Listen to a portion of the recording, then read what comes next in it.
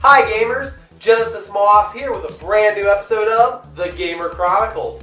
This week I'll be talking about a cult classic Sega Genesis game, Vectorman. This is one incredible game, so let's go ahead and jump in and take a look and see what this game has to offer. Vectorman was released in 1994 for the Sega Genesis console. It is a fast-paced, run-and-gun, side-scrolling action platformer. In the game, you take the role of Vectorman. He is a robot who is basically made of balls. I am not quite sure what is holding him together, but thanks to his unique design, he can take on many forms. Why is Vectorman here to save the day? Well, that story is told in a few pages worth of text at the beginning of the game. To sum it up rather quickly, it is the year 2049. Earth is no longer inhabitable as we humans have seriously made a mess of this place. So, the human race leaves to colonize other planets, meanwhile leaving Orbots behind to clean up the mess. Raster, a high-level Orbot, gets accidentally attached to a nuclear missile that drives him insane and into an evil being known as Warhead. He declares Earth as his own and begins a plan to kill any human who dares to return to Earth. Enter Vectorman, a humble Orbot in charge of cleaning up toxic sludge by simply discharging it into the sun. As he lands on Earth after his last trip, he finds chaos and confusion because all the other Orbots are now controlled by Warhead.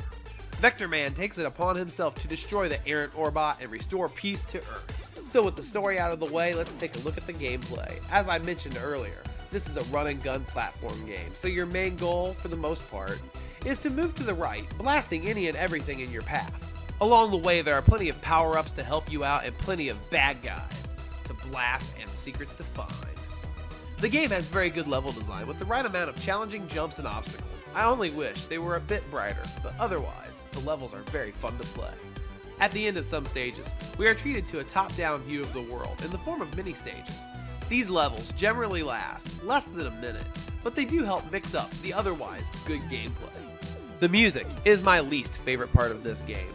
While at first, the techno mix is full of bass and is fun to listen to, after about 15 minutes, all the tracks start to sound the same. It's not that the music is bad, it just feels very repetitive. But don't take my word for it. Here, have a listen.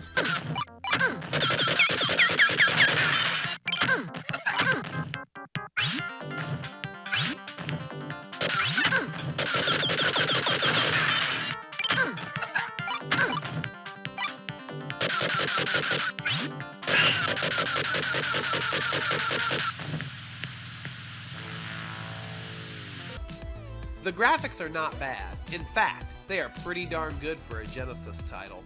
The game makes use of pre-rendered 3D models for its characters and level design, and was a great way to push the limits of the Sega Genesis. The bosses look very cool. Using this graphical style really helped this game out a whole lot. So, overall, how do I feel about this game? I think that it's a lot of fun, and I think that other than the real bad music, it's great to play. I think it's one of those games that if you're a retro gamer and you have a Sega Genesis, you should definitely go and find it. It's not really that expensive to get, and it's a whole lot of fun. So please, definitely, if you get the chance, check it out. Otherwise, thanks for watching. Please don't forget to subscribe to my channel. Follow me on Twitter at IHaveThePower82. Check out my Facebook page and all my sponsors below in the links in the show notes.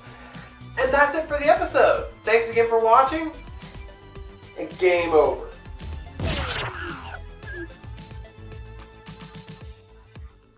Stay tuned next week, everybody, because next week I'll be talking about Wave Race 64 for the Nintendo 64.